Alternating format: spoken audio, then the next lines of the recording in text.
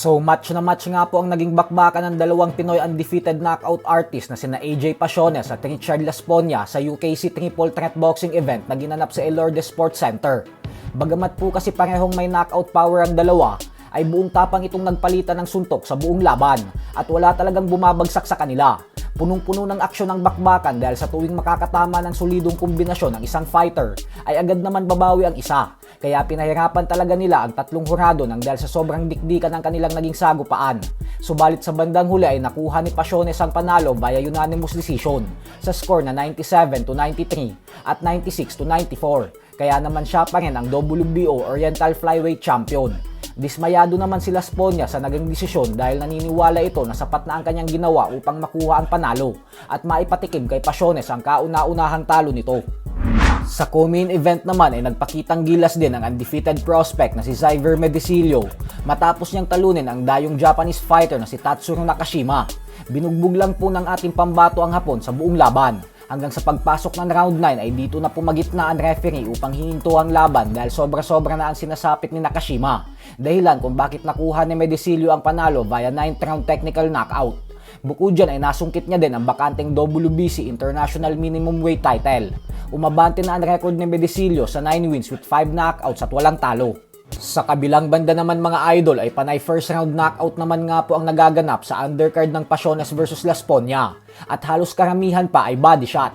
Tinalo po via first round knockout ni Vincent Ciordia si Chrysler Tenorio habang si Rickson Hangina naman ay pinataob rin sa round 1 via knockout ng dahil sa body shot si Harry Omak. Sa bakbakan ni Rick Ballesteros at Pablito Canada ay ganun din ang nangyari kung saan agad ding pinatiklop ni Ballesteros si Pablito sa round 1 ang dahil din sa liver shot. Isang maaksyon na sagupaan naman ang nasaksihan ng mga Pinoy fight fans sa loob ng venue sa pagitan ni Jeff Santos at Miller Alapormina. Ito po ay dahil nagawang pabagsakin ni Alapormina si Jeff Santos pero nagawan pa rin ito ng paraan sa bandang huli na makuha ang panalo matapos niyang talunin si Alapormina via 7th round technical knockout.